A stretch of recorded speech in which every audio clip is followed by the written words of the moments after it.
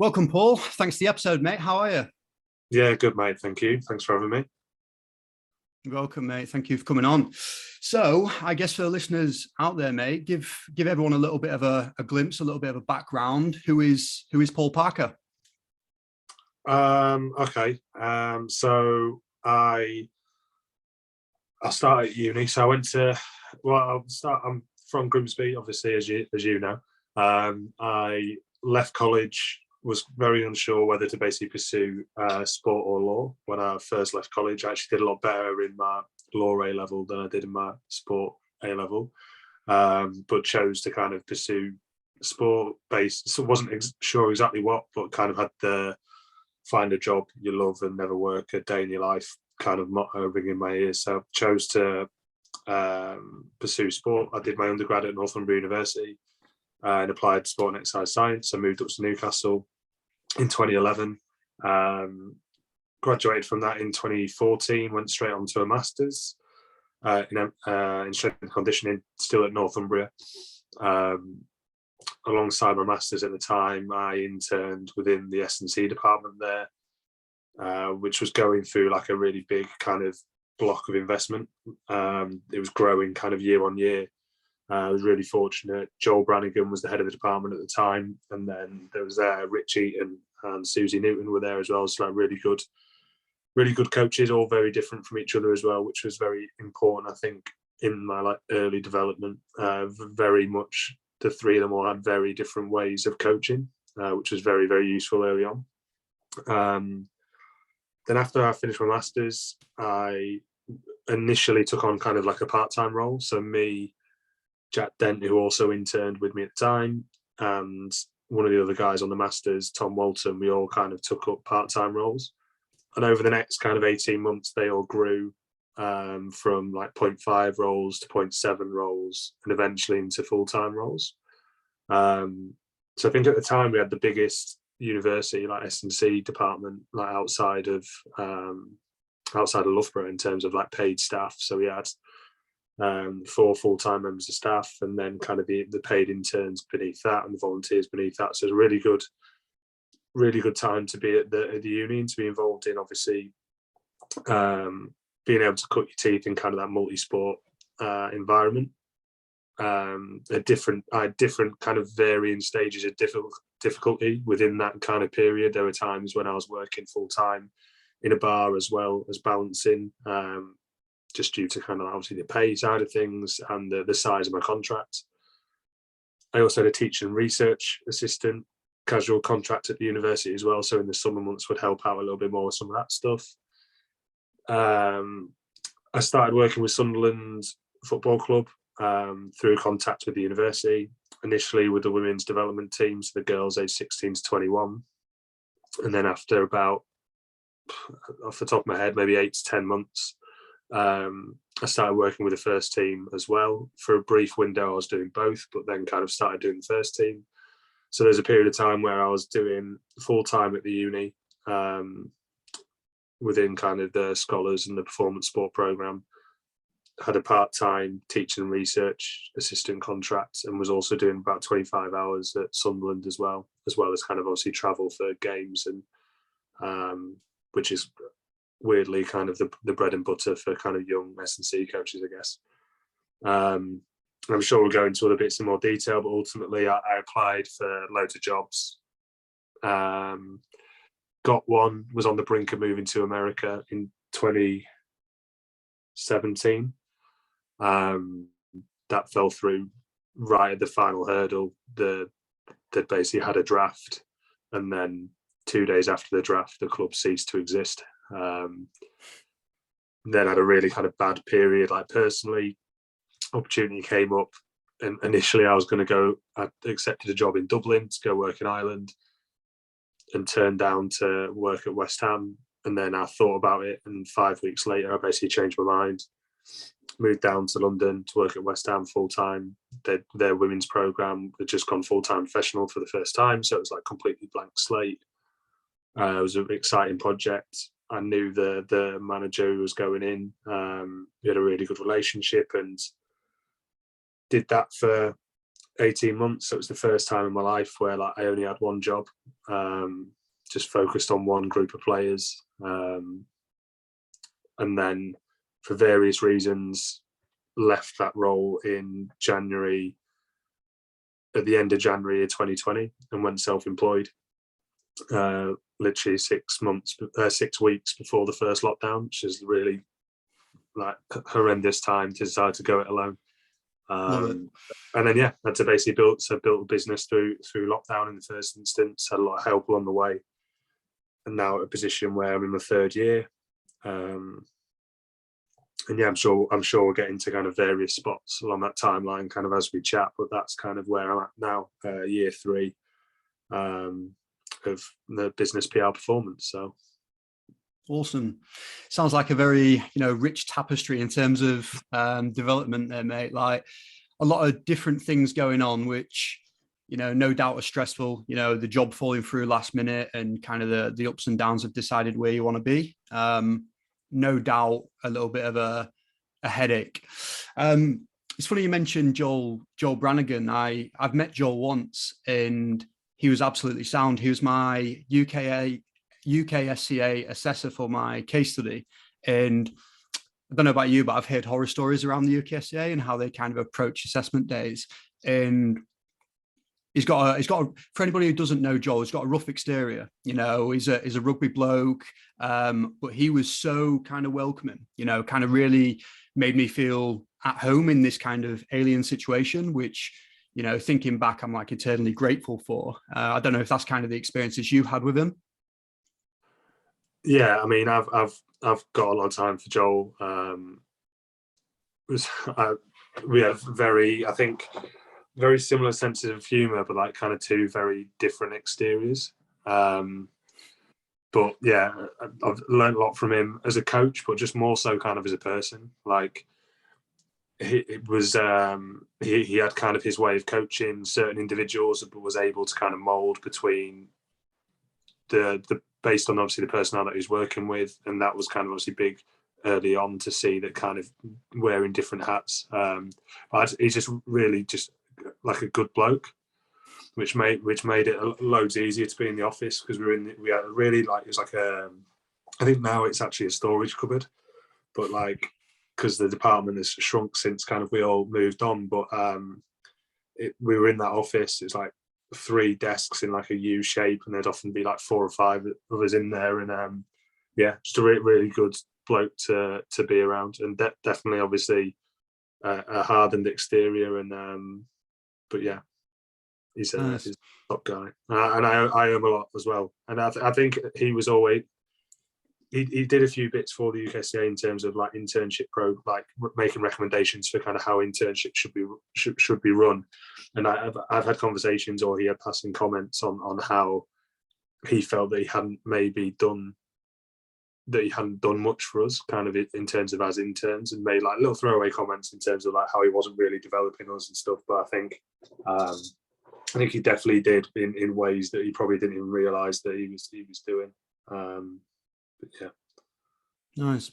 I think I do find that that's maybe that's him being really hard on himself, being his worst critic in that sense. I think it's not always easy to see what you're actually doing and the advice and the role model element you can give to other people. So yeah, like I said, only met him for 20 minutes, expected a grilling, wasn't a grilling, and actually felt really good. So I imagine a good few years under him was probably really valuable. So tell me a little bit about the internship then. So the internship itself is probably quite a popular model in the UK, and we've got a lot of different unis actually running those types of things alongside sports science and S&C degrees. Tell me a little bit about the internship, what you really liked about it, areas that you felt it really kind of pushed you on as a coach, and some of the things you kind of learned. Yeah, I mean, it was class. That first year, I remember it was very much like in at the deep end. Like we didn't have our hands held at all. Like I remember Joel rang me up on it might have been like a Monday evening or something, and he just said, "Oh, you like football, don't you?" And I was like, "Yeah, kind of why?" And he was like, "Okay, well, like men's football are in at 9 tomorrow. the lad that was going to take them isn't coming anymore, so like you can basically have them. And that was basically it. Like there was no, and obviously I had an understanding. I was doing my master, but only just started my masters. But I had like an undergrad, and it was basically like I'll just coach them, just get in front of people and coach them. And then a few days later, it was okay. We had a thing that was called like athletic development, which was for kind of Northumberland had their like performance sports, and the first team squads would have like dedicated S&C sessions, and then like the second and third teams would kind of be grouped together, multi-sport, general kind of athletic development. And you just go in the sports hall and you'd have 2 hour, like 1 hour, and then another hour, and you just had to put a session on that was just kind of gross athletic development. And the biggest takeaway from that was that a lot of it is you get told kind of a lot of like textbook stuff, especially in the collegiate system. So like within books, like it's just teaching people like how to train.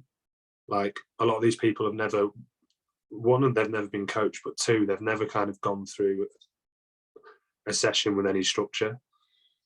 And like there's obviously a massive thing in this country in terms of like physical education reform from like junior school, because people are arriving at university competing in a really good level in their sports, some of them, but like have never been taught like how to squat, jump, land, hinge, throw, catch, like things that we would say are like basic fundamental skills, and they've never really had anyone show them or tell them how to do it, or how to pick up a barbell, or how to set up for whatever the exercise is. And there was loads of that during the internship, and we had regular CPD stuff that some was internal. So Joel would take us for the first one. I remember was always on like testing and screening, because obviously we'd come in at the start of the year and be expected to test and screen squads. So that was always the first one.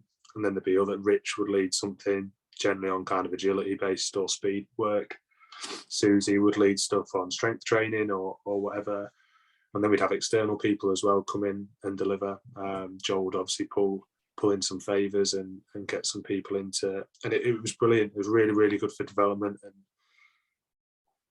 I owe a lot of that as well to the people that I interned with. So like Jack and Sam Bacon as well, who's based up in Newcastle now. We had like quite a tight knit group. And like some of the best learning was literally when the office doors shut and we'd all be in the office, and someone would have seen me doing something, or we'd seen Jack doing something, and we'd just ask a question and bounce ideas around and soundboard ideas off each other. And that was probably the best part of the internship as a whole. And that continued into us being employed there as well, when it was me, Jack and Tom, and with different interns. And that was always probably the best part of the job, to be fair.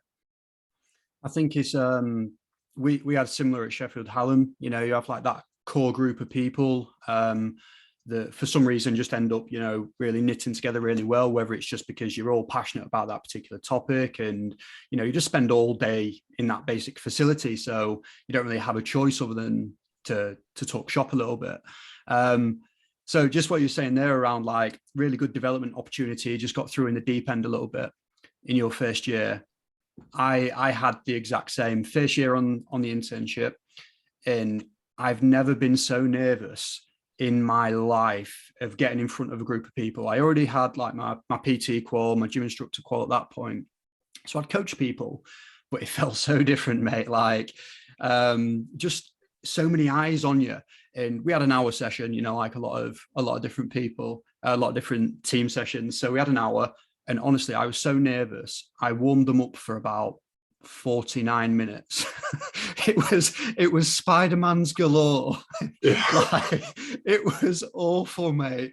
And the guy who was like shadowing me at the time, the kind of senior intern who was watching what I was doing so he could provide some feedback, I could see him looking at me, and I'm thinking, he's either looking at me because I'm doing really, really well, or I'm completely bombing. But honestly, I think back to that and I'm like, that's it, I fucking quit. I left that room thinking, yeah, this is not for me, this career. You got any stories like that? You had any like massive fuck ups? Well, I remember, and it still sticks with me now, like, and it was similar. I remember Joel basically saying to us, he was like that. He said that he still gets nervous when he's coaching someone for the first time. And he said, and being confident and appearing to be confident are the same thing. And he's like, so as long as you can lead a group and you can kind of, then the rest of it is kind of secondary. Like I'm the same now. Like I still coach people for the first time, and still the other night I worked with a like 13-year-old swimmer for the first time, and like I'm walking to the session like a little bit nervous because like you want to obviously do your job well and you're confident in your ability, but it's just still you're expected to lead and you're in that position. Obviously it gets better over time, but it still exists. But yeah, I remember, to be fair, like I can't remember many like in the moment where I was like, oh God, what am I doing here? But there's been probably countless moments where I look back and I think, as if I was doing that, or like the first time I led a pitch session for like men's football, and I was just basically so busy, like mini bands, hurdles everywhere, like cones like set up like runways, and it was just like just trying to do like far too much, like, but just because you just think, oh, it has to look like this, it has to be great, and then you realize that. And again, that's where doing sessions in the sports hall with no equipment, or in the squash courts at the uni with no equipment, you kind of teaches you to be very like self-sufficient and understand that you can get work in a phone box. Like I remember when we did our like said when we used to do CPD stuff, when we did a warm-up one, and then Rich Eaton took it and he said, I want you to design a 5-minute warm-up that you could do you basically had a 5 meter by 1 meter square, and he said, right, you got basically in a phone booth, and I want you to get warm and prepped for this kind of session. I think once you get used to that, it becomes obviously a lot easier. But there's definitely a few kind of retrospectively where I'd look back and think, God, thank God that like some of the athletes didn't know what they were doing either, because if any of them had pulled me up on it, I'd have been screwed. But yeah, it's I love looking back at it, mate. Like the reflection element of it, like no doubt at the time, or 20 minutes after, it was like the worst thing that had ever happened to anybody ever. But looking back, a year later, 2 years, or even 10 years, I think it's so cool to see how far you've actually come. Like actually being fair to yourself and thinking, yeah, I might still get nervous, but at least I'm operating well under that pressure. It's just part of the job now. Yeah, I think it's cool. And I think it obviously shows that you're just developing. If you constantly looked back at your programs that you did 10 years ago and thought, yeah, that's sick, actually, I'd program that today, you probably haven't developed. Yeah. To be fair, it probably goes like the not whole circle, but like mine's probably more like the not the middle phase, but like in the first instance, you just keep everything simple. Like stick to basics, stick to fundamentals, do X, Y, and Z, literally squat, hinge, push, pull, carry, that's your session. And then there's probably like spells when I was part-time, just finished my master's, where I was trying to do like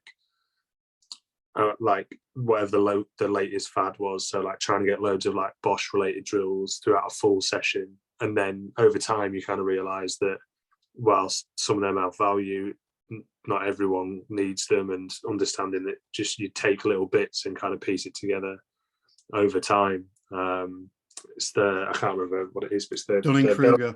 The bell curve. Yeah. We think you know everything, and then all of a sudden you realise that you actually probably don't know anything at all. So, it's what keeps us interested in the industry a little bit, I guess. Yeah. So tell me a little bit about the time period then between being at university, having this paid role, and then when your eyes started wandering a little bit, and you're thinking, what, I might not want to be in university sport for forever. I want that elite job. Like, what was that time like for you, and how did the first few job applications go for you? Yeah, I mean, I think that was always like I think through no real fault of their own, especially then, but like a big part of the university kind of education in S&C was almost built towards like elite sport being like on a pedestal a little bit. So it was kind of, even while you were studying, you and while I was grateful to have an internship and then a part-time role, in my mind I was always thinking that I just need to get to full-time football. But that's where the best athletes are, so that's where the best coaches must be. Like that's where everything was geared towards. And I was applying for stuff all the time, and I was messaging people on LinkedIn religiously and just trying to get a foot in the door, and barely ever getting anything back in terms of even like a thank you for your application. They were rare. I was buzzing if I got one of them through. Because a lot of the time it's just done not, but which is understandable, because these roles, as we know, it's a massively saturated industry, even more so than it was kind of 7-8 years ago when I was first applying for those jobs. Like, they probably draw in like 200 applicants, so it's incredibly difficult, and you learn kind of that unless you are either a massive standout or probably know, or you know someone, the chances of getting through the paper sift are basically nigh on impossible at that stage. It's so tough, and it's not surprising that so many people fall by the wayside because they don't really look at the scope and the skill set that kind of sports science S&C gives you, and see that there's such a wide spanning population that those skills can be applied to, whether that's military or working with elderly populations, clinical, youth. People just think like, oh, I need to get a tracksuit with my initials on, I need to work for X club or this club.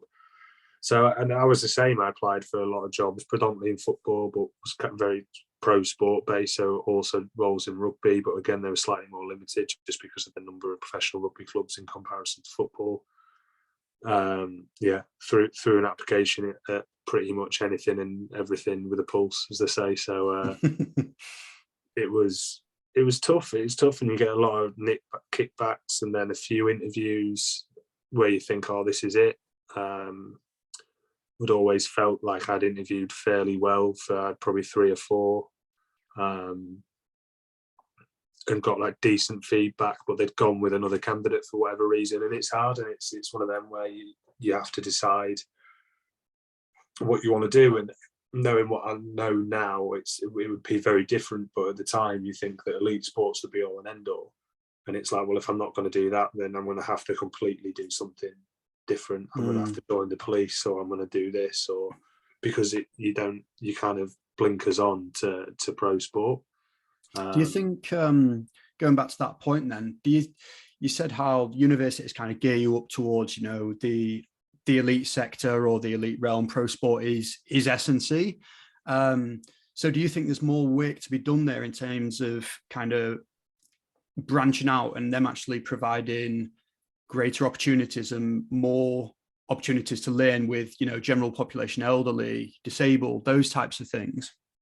Yeah, I can only speak obviously about the courses that I know about, but to a large point, I think there should be more done in terms of trying to create or show that these different avenues exist. But it is hard, because I say that, and then I remember we had like Nick Kaplan led a module while I was on our masters, and it was like, I can't even remember what it was called, but it was basically like public health and clinical populations or something like that.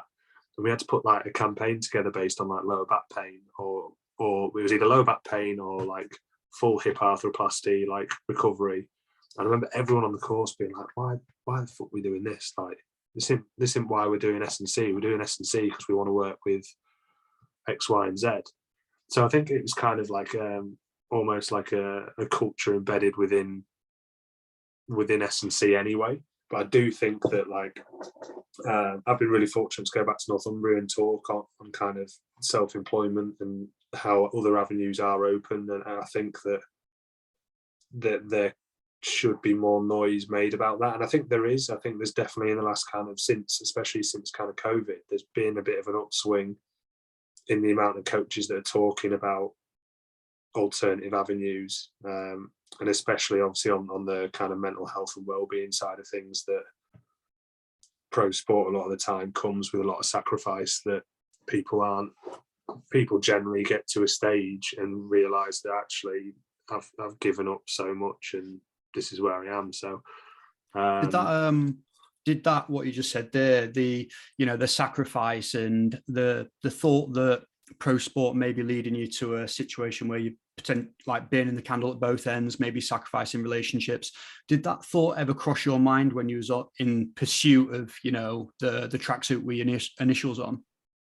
No, because I think you like I said, the mantra of like find a job you love and you'll never. And in my head, how could you not like being on the train? Like, big football fan, it's like, how could I not like being on the training pitch every day and being around like professional players and being in the gym and having an impact on whether they get 3 points or not on a Saturday? Like,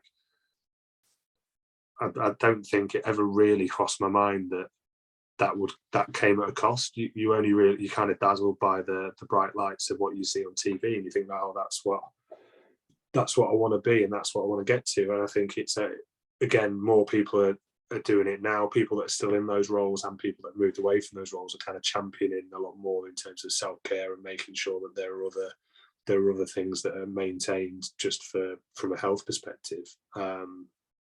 But yeah, I definitely think that whilst that was what I was pursuing, and once I got a taste of it as well, it didn't change. It just made me want to do it more and push on more. And it was only until 2019 that I had a penny drop moment. Before that, if you'd asked me, it was June in 2019. If you'd asked me in May 2019 where I'd be in 3 years, I'd have still said, oh, progressing within pro sport, maybe in a head of role. Like, that would have been my answer. And it's so yeah, it never really crossed my mind. What changed then? So what was the penny? Was it a build-up of things? Was there one particular conversation? What was the switch from being this, I'm going to say, career guy to actually there's another world out there? I'd just finished the first season at West Ham. It'd been brilliant. I loved the job. I'd had some frustrations, but like loved the job. The summer prior to that, like I was still in the Northeast, so I was doing stuff through the summer as I had been every other summer prior to that within like the uni or within coaching or at Sunderland. And I went away with my girlfriend at the time, now fiance. And I sat there and we were in Spain, we were sitting on the beach, and it was the first time in 4 years that the coach at West Ham had basically said, send us like your holidays, whether it's a week, 10 days, 2 weeks, send us it. And I promise I won't contact you. Like, which I know a lot of people don't even get that luxury, but he was like, that's your blackout period, let us know, I promise you won't hear from me.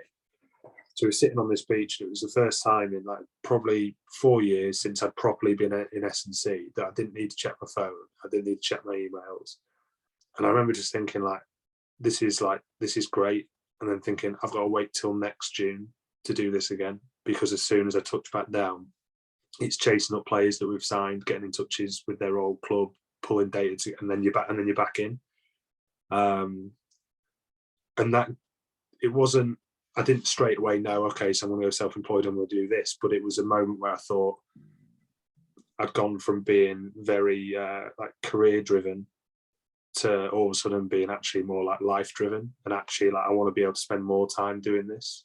Not every day. I know that that's unrealistic, but understanding that like, well, actually, and I'm fortunate to basically found someone that made me basically feel that way, that actually I value this time a lot more than I'll ever value a tracksuit with initials on or a winner's medal of a whatever competition.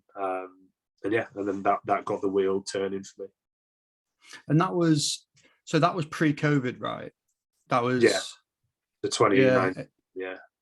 Yeah. So I think that's almost becoming like a popular thought, like nowadays. You know, I speak to more and more people involved in this industry, and there's definitely people preaching the same message of, you know, you work to live, you're not living to work. And obviously you're passionate about what you do, you'd probably do it for free, you know, if you could financially sustain yourself somewhere else.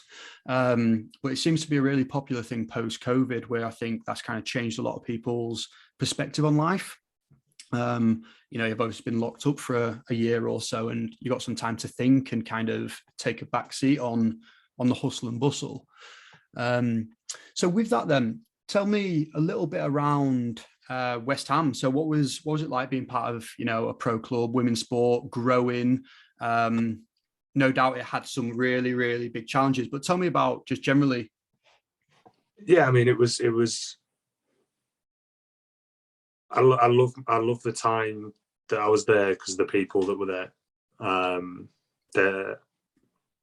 the first year that it's one of them. So like the players reported back in like say the 1st of July, start of July, and I think it was like 10 days before that the staff met for the first time, and it was like nine new full-time members of staff. So there was 2 or 3 that had worked together before, but for the most part 9 new members of staff. And we had to basically set up a football club at the same time as actually running one. So it's not like we had all this time to prepare. It was literally like, right, come on then, here we go. We had squad come in. I think we had 11, I can't remember if it was 9 or 11 different nationalities in the dressing room, 19 new players, 2 were retained from when they were amateur the year before. In the start of pre-season, we were training at different sites because they hadn't finished kind of the women's section on the training ground at Rush Green, where the men first team train. So we were kind of between the under-18s ground for pitch training and then coming back across to use the gym. And there were a lot of things that there was a lot of oversight from the club in terms of what was actually provided, what was actually required to run a full-time club. And I was one of the members of staff that had to kind of knock on the door and kind of say, we need, not this isn't good enough, but you know what I mean? Like, we're missing this and this needs to be done. Like we're doing, the girls are in for 7 hours on a double session and all we're providing them food-wise is like some bread, some cheese and a toasting machine. Like, I love a cheese toastie as much as the next man, but like it was kind of like and there were things that were just missed. That got better. That got better as we went on. The club listened in that sense and kind of helped try and improve what was there for the players in that first year. Had a really, really good group, like probably the best that I've like seen in sport in terms of like togetherness and the culture within a group. Same within the staff. We all, for the most part, really got on. There were challenges along the way. We got, again, first year as a professional club, and we got to the FA Cup final at Wembley, which was a massive achievement for the club and everyone involved. Rode our luck, both in terms of the matches and the draw that we got in order to get there, but still got there anyway, which was a great achievement. And it was brilliant. Like I loved it. As a lot of S&C coaches do, you end up doing a lot of the shit jobs that other people don't want to do. So I'm rocking up at 2 hours before everyone else to collect the Sainsbury's order to stock the kitchenette. For the first bit, we didn't have kit man, so me and the goalkeeper coach kind of half did it between us. He did most of it, and I just helped him out with a few bits. It was long days, like that was first thing in the morning, and then we'd meant to be in at the gym, say at 3 o'clock. But then we'd get a message at 2:45 to say, so one of the men's players is doing his rehab by himself, so you can't go in until 4:30. And you've got a squad of players that have had their lunch and then they're sitting there and it's like, okay, so you've got to go out on the grass and get stuff done, or you've got to ask who mind's waiting around and stuff. And there were bits like that were challenging, and a lot of clubs are in similar positions in terms of they're trying to integrate women's teams and have more of a one club approach, but there's still, not in all clubs, but there's still a hierarchy element there that it's like, well, we're bringing you in, and almost like an element that you should be grateful that you're at the table to start with. Some clubs do it really, really well. Others are still trying to kind of find a balance, I think. And that improved in some aspects. And then there was quite a big turnover of players for the second year, of which obviously I left in the January, so I was only there for about 7 months of that second season, where I'd, as I said, the penny had dropped for me in the off season. I'd started trying to ask and look at a few different options in order to like stay at the club. I basically tried to engineer a position for myself that was more like head of performance, and then have someone in as like a junior S&C, which would mean I could have a little bit more time to do some of the other like the things that matter more, rather than spending. I said, man, it was one of the biggest things for me. Like, I love coaching, and I was like, and yet I'm here working 65, 70 hours a week. That's including like travel to away games and stuff. And a coach, 2 hours in the gym with the full squad, maybe another hour to an hour and a half with rehab players. And then if you add up the time that I get on the grass, maybe another like hour and a half a week. It's all right. So I call myself a coach. I'm here 65 hours a week, and I probably coach for maybe 5 or 6.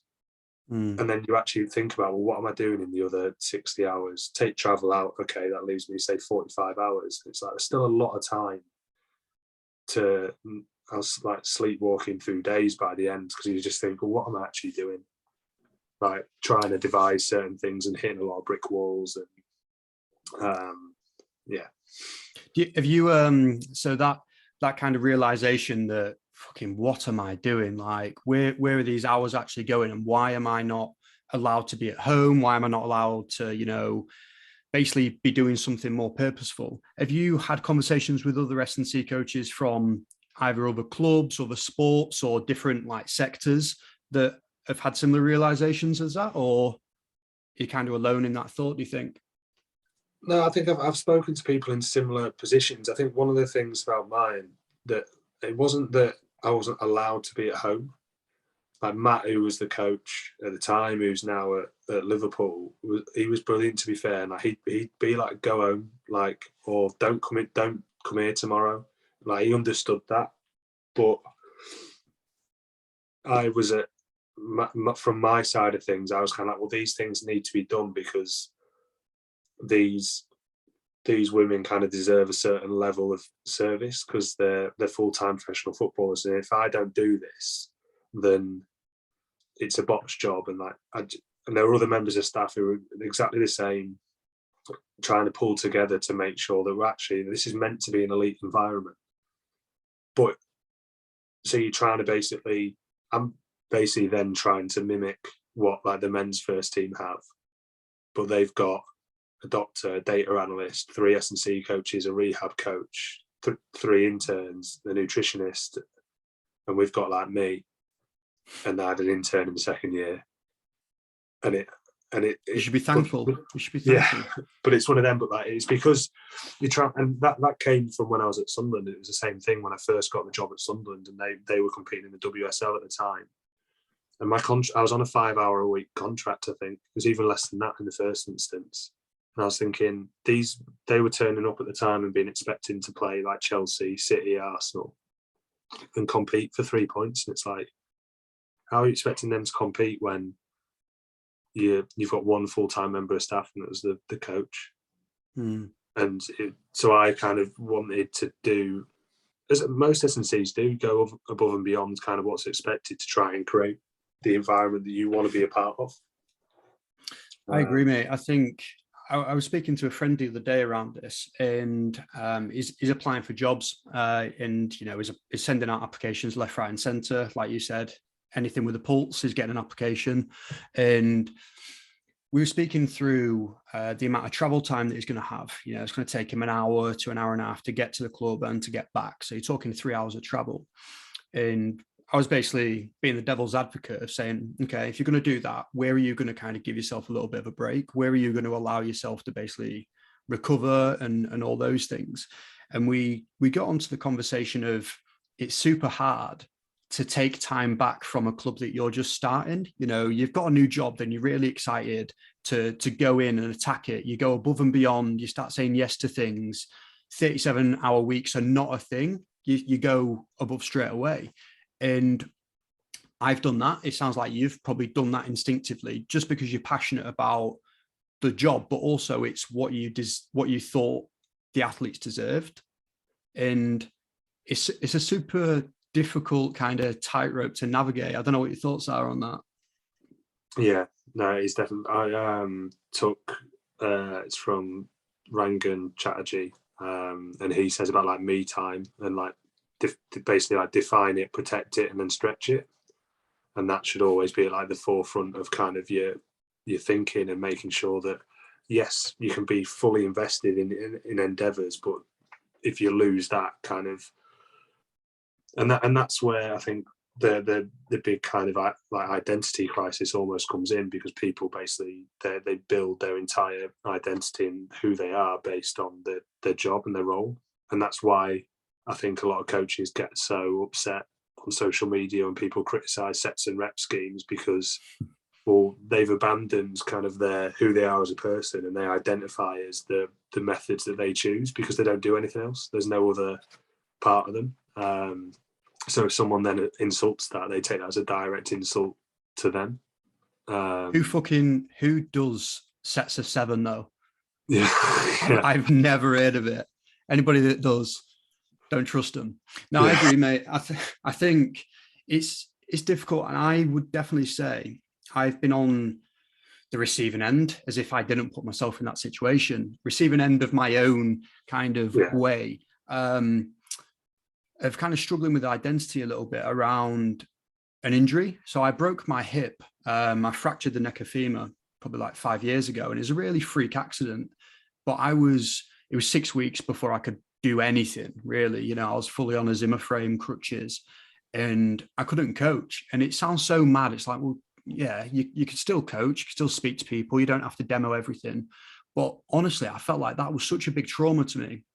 A little bit like PTSD almost, and that's not to downplay what PTSD actually is, but I was shook. It's rough, mate. It was rough. But what do you think? So I guess in terms of, I guess we're going back to this self-care thing then. With coaches that are starting a new job, what's your advice for that? Because people are going to go through it, and they probably will fall into similar traps that we have done. What's your advice? And would you follow it yourself if you was going to go into a new job now?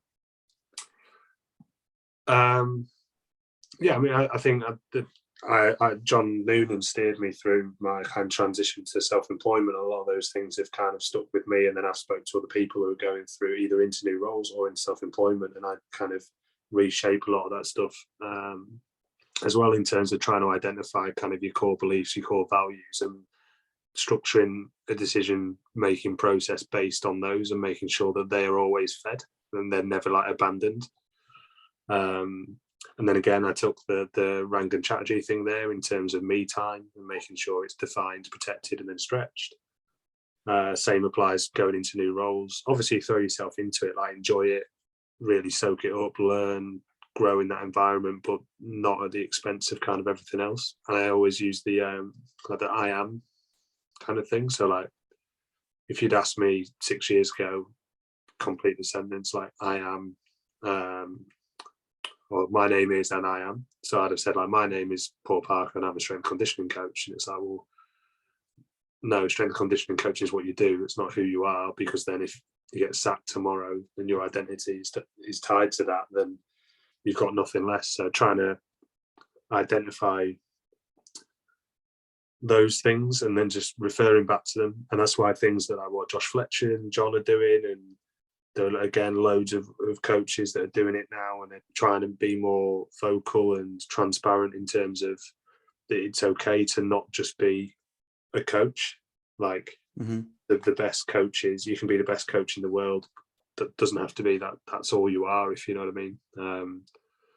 And look, it will always happen. That's why these jobs go up in pro football for like, you need a master's, 5 years experience, and they'll give you like 16 grand and your lunch, and they'll still have 200 applicants because people are desperate to get a foot in the door and get the tracksuit and kick on. And then once they're in, those people want to be seen to be going above and beyond. So people will still do it. And it's only really, and I had a conversation with someone the other day, and it's about whether or not that's a necessity. A lot of coaches bash like glorifying long hours and the grind and going above and beyond, but every coach that bashes it did it at some stage. I don't know if there are any, or if you are one, then reach out. But like, I don't know any coaches that have never done anything like that and have built like a successful career and in whatever it is. So it's whether it's a necessary evil, I don't know. It's time on task, isn't it? I do think that there's probably a big cliff with that. I think you're climbing the mountain, you're getting to this point where you're really honing your skills as a coach, a communicator, a person, all those things. But I do think, you're going to fall off that cliff at some point because you're putting in so much. And I suppose it is difficult. Like, would you take that time back? Okay, so yeah, that's the question then. So going back, would you take those 70-hour weeks away? Would you say, nope, 37, see you later? No, because I couldn't have done the job that I wanted to do.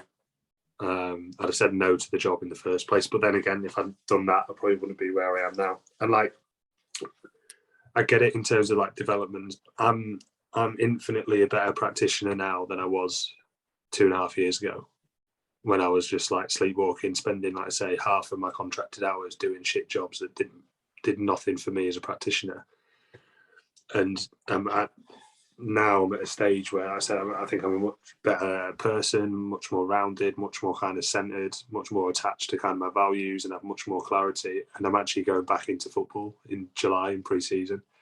Not in the same context. I'm going to a consultancy role. I'll be 3 days a week, but on your terms. Yeah, to an extent. And because I think that I still have value there and I still have something to offer, but I can go into that now knowing what I know, if you know what I mean, and having stepped back from that, rather than say falling off the cliff. I just walked down and went round another way, I think. So that's cool. It's cool to hear. And I think strength and conditioning coaches and sports scientists, and generally just people involved in performance, the real good thing when you make mistakes, if you can call it mistakes, but you can always look back, and try and reflect on that and make it a little bit better. Because if you're going to do this for the rest of your life, you need to learn off those mistakes and other people's mistakes as well. So I'm grateful that you're kind of sharing these things. It's cool to hear. So with I want to kind of get into a little bit around what it was actually like being an S&C coach for West Ham women then. So in terms of the S&C standpoint, what were some of the things, what were some of the things you implemented, to improve performance or, reduce the risk of injury? What did their week look like? Just kind of talk to me a little bit about that. Yeah, okay. I'm trying to think where to start. So first one is that I'm and it baffles me that a lot of clubs still do this, and that basically the whole team is on the same program. And still, I think that there's massive room. There's so much room for individualism within sport. You've got players that first thing that we wanted to do was basically profile players in terms of how they play the game and make sure that then they are prepared through a training week based on how they play the game, with an understanding that some players will do certain way more high-speed running than others. Some will have way more high-intensity kind of decelerations or contacts, collisions than others, and making sure that you almost view each of them as an individual within a team sport, rather than just, oh, this is the needs analysis of football, average of 10.5k a game and X amount of high-speed running. It's completely different from player to player. And then within that, you've got an understanding that you've got players who are 18 and still developing physically, and you've got players who are in their early 30s who don't need to be in the gym for an hour. They can probably do 2 primary lifts for the maintenance stuff, having done all the tissue joint quality stuff earlier in the day, and leave, because they don't need to get stronger. They need to hold together and make progress in other areas and bring their value when they're actually on the pitch. How the week would look, the majority of games on a Sunday. You're taking me back now. We actually changed. In the first year, we'd have players in on a Monday. We changed that and be off on a Tuesday, and then we switched that round. In the second year, which was much better in my opinion, just in terms of from a psychosocial perspective, and having less stress of coming in the next day and going straight into analysis, giving people time, giving them more time in bed on match day +1. So being on +2, players would have would do analysis meetings, team meetings, unit meetings, and so on. And then I'd go through kind of some of the GPS stuff with players that wanted it. I never was big on doing that. How come? Because we had players that they almost judged how they played based on how far they ran, and again, culture-wise, we had a few American players, and that if they hadn't ran over a certain distance, they'd be like, oh, they'd come in and they'd be like, oh, how far did I run, or what were my high speed numbers, or what was my top speed? And I was like, well, how did you play? How do you think you played? I actually thought you had a really good game. You were never beaten 1v1, blah blah blah, and yeah, but how far did I run? Oh. And then if it's not what they need, they feel like they need to go out and do some more running. It's a false god. That's a lot of that's obviously like culture. But like run more doesn't mean win more. Sometimes it does. Sometimes you need to be prepared to outrun your opponent, and they are the game-defining moments. Other times you can control the game, run way less, and just make the other team work. So yeah, they were always good conversations on like a Tuesday morning, and then we'd have like recovery stuff after that. So we did like a menu-based approach. So every player had to earn 100 points before they could leave.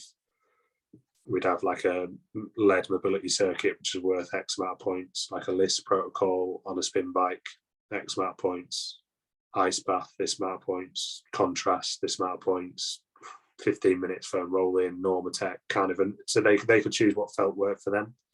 Because all the perception is reality kind of thing, that if they feel better as a result of doing that, who am I to then shove a paper in the face and says, oh, well, this says that's actually better for you and that's not doing anything. If they feel better, then that's fine with me. So players who hadn't played or had only played a certain amount would be on the grass. And that was Tuesdays, shorter day. Wednesday was always kind of like a harder day, in the morning, breakfast, well, staff meeting, breakfast, team meeting, like pre-act, as it's dubbed, or different. We had, as I said, we classified players based on like injury sites, so either previous injury history, or we video and screen change direction tests, and we'd either group them into like ankle, knee, hip, trunk, where like we're seeing deformities during change direction. They'd have that to do. They'd have tissue work to do based on, again, injury history or subpar performance on like some capacity testing, or just improving tissue quality in certain areas, skill acquisition stuff. And then I'd lead 5 minutes, then we get out on the grass, train, come in, eat, chill, some meetings again, and then in the gym and go home. And then be off on Thursday, and we'd have a 2-day lead into a game. So Friday would be the same structure. Saturday would just be in, go through like the team for Sunday, set piece stuff that we're going to do in training, bit of a review of the week, go out, train.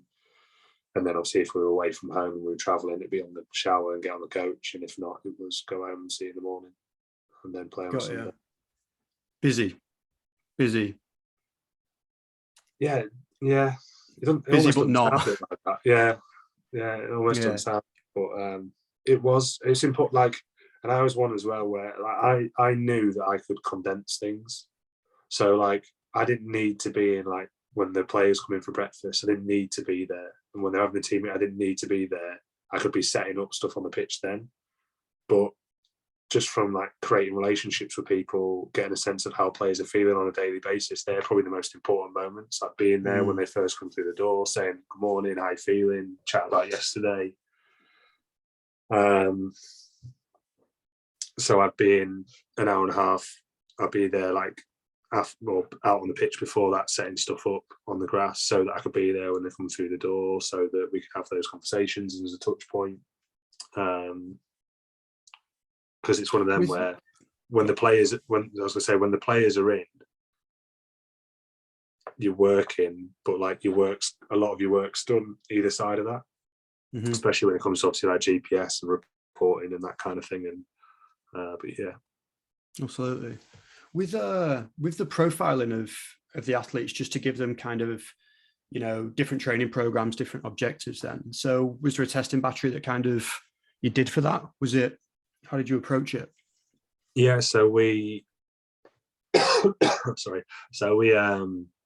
had like a testing and screening like day at the start of pre-season, the end of pre-season, and there were certain things within that we would do weekly, just like car movement jump, drop jump stuff would be done weekly, other stuff would be done monthly, and so on, and we'd scatter it based on kind of what we were trying to impact. Obviously the medical staff had theirs, which was more kind of like FMS based on the bed, kind of passive and active range, that kind of thing. Gym wise, baseline in terms of, I say, a jump stuff, and then triple hop, crossover hop, those kind of things. We'd use just an overhead squat with a dowel as like a movement screen, as a movement tool. Knee to wall, just looking at asymmetries, capacity stuff, so calf capacity, hamstring capacity, and like single leg squat capacity to a metronome. And then we'd video, like change direction. That's like some of Sophie and Infius stuff. And then in terms of trying to use that basically qualitative look, we can see where the issue is, because look at that valgus, look at that lack of pronation, look at this, and then that's how we gear their individual stuff. Then their gym stuff will be based on the position specific stuff that they needed to develop more of. Plus, we used RSI as quite like a good marker. So we had like 4 quadrants. So you've got like low and slow. So people that take a lot of time on the ground and don't jump particularly high. And then you've got high and slow, who are generally very like contractile dominant. And obviously you've got the opposite, so fast and low, fast and high, and trying to move as many people into that top right corner as possible. And then a lot of their gym primary stuff would be based on that. But again, very like adaptation heavy in terms of the gym, as I think it kind of should be, rather than exercises. Like, these are the things we're trying to influence, and then you can change the exercise every 3 to 6 weeks, as long as you're still chasing that adaptation that you're honing in on, rather than being like, oh, they all, because you've got 3 squat racks in the gym, so you can't have a squat of 20 all back squatting at the same time. Because you've got people saying, yes, cluster, you can do this, but that's just not how it works. And like I So said, it sounds like, go on. I was going to say, and then just understanding that some individuals don't need, as I said earlier, like some of the older ones, they don't need to be pushed, and they're things that I learned earlier on, where I thought, well, age is just a number. What do you mean? Like, just the team I was at last year said I could never play in a 3-game week. I'd be like, well, why not? Of course you can. Whereas in hindsight, and knowing what I know now, it's kind of like, well, yeah, you're probably right. I was going to say, it sounds like you actually used the information that you got from those testing metrics. And I know a lot of S&C coaches, and probably myself in the past, have just collected data for the sake of collecting data without it actually informing practice. Was that something you feel like was a club thing that was already ingrained before you kind of got there? Or do you think that's kind of something you brought with you from, Northumbria, or did you kind of pick it up along the way? Yeah, there was nothing there when I got there. There was literally a complete blank slate. But I think, so I like to call it like profiling rather than testing. Like, you're trying to build a picture of what this athlete is, rather than, like you say, collecting numbers so you can stick it in a column and rank them from 1 to 25. And like trying to get a better understanding of the multiple different like physical components that make up that individual, and then, okay, well, which ones do we really need to push on? And if there were ones that we were really good, like we had like, so as the calf capacity as an example, if people got within a certain point of that, we'd just stop them. Like, we don't need them to like give themselves like a grade 2 calf tear. Like, we're fine. Like, there's no clear discrepancy there left and right, and there's clearly no deficiency in terms of the volume that you can get. So then when I'm programming, that's not something that I'm going to maintain tissue quality, but I'm not going to say, okay, this is something we need to address. It's looking at that profile and thinking, these are the areas that we can affect probably the most. These are the ones that we need to do the bare minimum to maintain. And with that aligned to kind of how they play the game and what's actually going to help them be a better footballer, rather than, yeah, but this will make the scores look better. because a lot of the time, I know people who can absolutely fly through a maths test, but can't play 60 minutes of the game and they're blowing.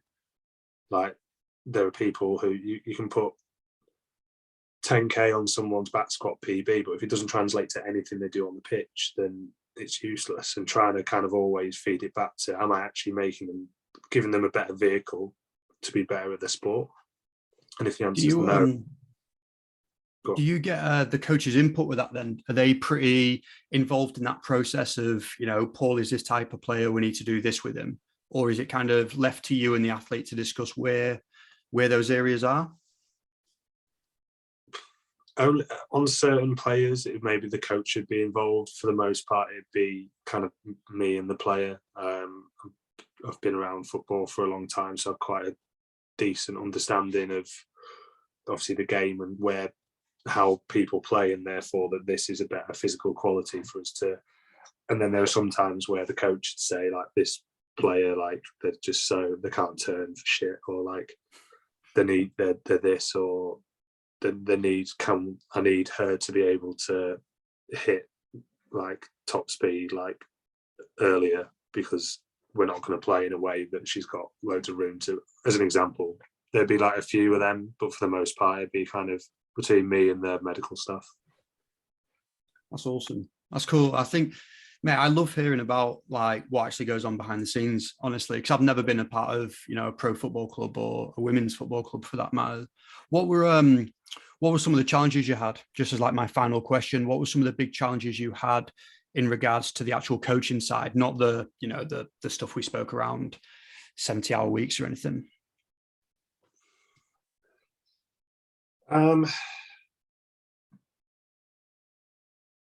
The biggest challenge is always like the best challenge, in the sense that it's getting buy-in from people from such a diverse background. So you can't speak to every player, like, because they're not going to respond to that. They might if it's a Wednesday, like. And just the challenge is always getting to know the people, because I think once you can connect to the people and understand their why and what they need and why they hate the gym, why they don't care, why they think it's pointless, it becomes a lot easier to then be able to do the job. And that's always the biggest challenge, but it's the best one. And actually being able to understand the people rather than just seeing them as, I know I've talked a lot about profiling athletes, but there's still a person in front of that, rather than just seeing them as the numbers that they produce. That's always the biggest challenge, and it was no different there. Like, again, we had a lot of variety across the squad in terms of age, like training age, their experience. Some of them it was their first time playing professional football. Some of them had won pretty much everything there is to win, and were on kind of the last lap. Loads of nationalities. Some speak very little English. They're all challenges that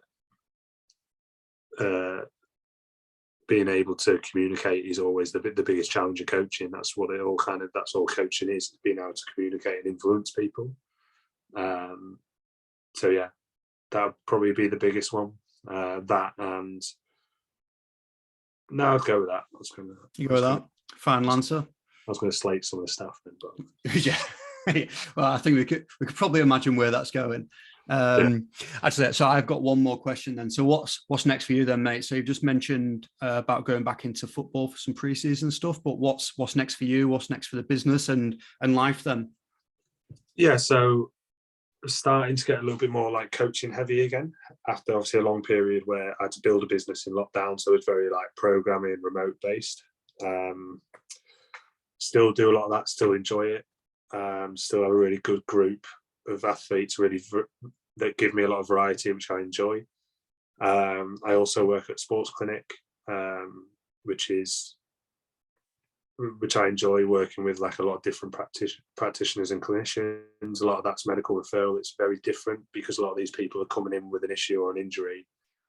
You're seeing them once, assessing them, giving them something to do, and then seeing them again in 4 weeks, which I'm still getting used to. So I'm there like two half days a week at the minute. I also work at a local gym here, coach kind of a few youth athletes and a few kind of endurance Ironman athletes, triathletes, and so on.